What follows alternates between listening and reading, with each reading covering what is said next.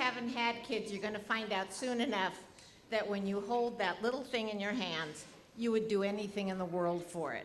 If anybody has seen Jimmy Kimmel on TV, I believe that Jimmy would give up his life today if it was going to make his son well. There is an obsession about kids. And the thing is that they are so cute. They are so adorable.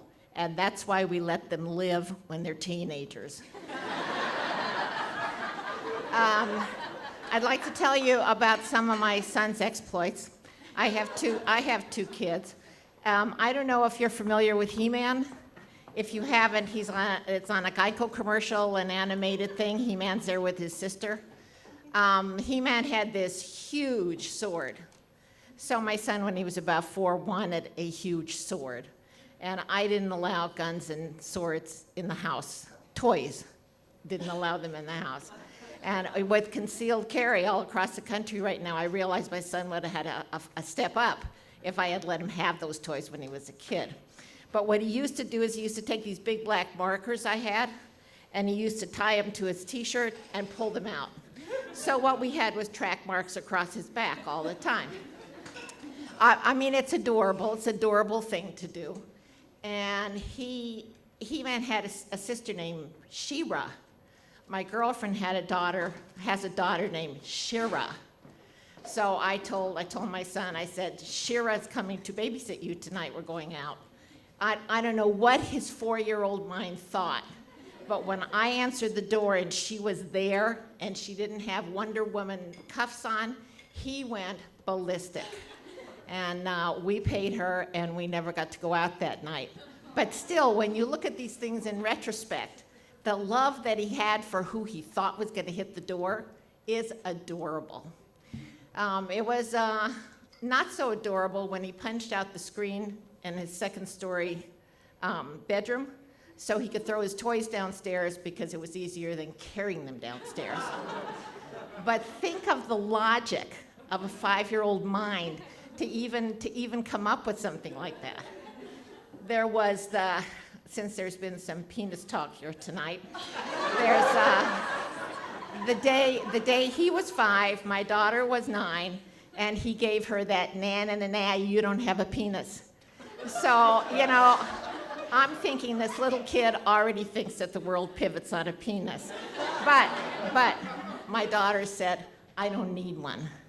So I don't want you guys to get scared, but this is the beginning of girl power. And she's still the same girl today. Things happen.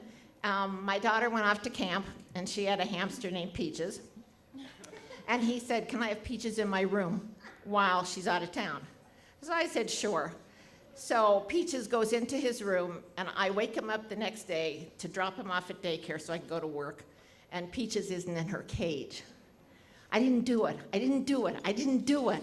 And but we had to find Peaches because I had an abnormally large Airedale. And although she was used to Peaches, I didn't know what she would do to Peaches if Peaches was out of her cage. So we found Peaches hiding in a shoe. And I figured when we get home, we'll talk about truths after school. So I'm sitting with him, telling him that night that it's really important to tell the truth. You can tell me the truth. I'm your mother. I'm not going to hurt you. He says, I didn't do it. So I wake him up the next morning, and Peaches is out of the cage again. And this time, I don't believe in corporal punishment, but I want to tell you that he got a spanking. And yelling the whole time, I didn't do it. So I had to find Peaches before I could go to work. I found her, and I dropped him off at work, and his ego was really hurt. He was still crying, and I didn't hurt him, but I hurt his ego. We were sitting on his bed that night, and my son and I watched that hamster open its own cage. Now, my son is 33. He was 5, and he is still talking about this. So you know who really got punished. I think that humans, we think that we're up on the scale, the evolutionary scale. Maybe we're not as high as we think, and hamsters are higher. When he started into school, he was having a tough time because he's got some ADD issues. And so when he was 12, he said that he wanted to be on a baseball league. So I played baseball most of my life because I grew up with the Denver Bears. They were a farm team for the Yankees.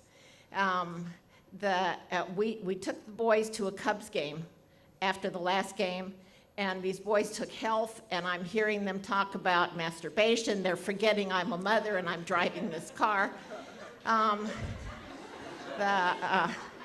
Anyway, as time goes on, I have to skip a lot of this story, but this boy that I loved, that I still love, is now 33. He's been diagnosed with diabetes, and he's decided that he doesn't want to change his lifestyle with his girlfriend, so he's not going to do anything. No doctors, no medication.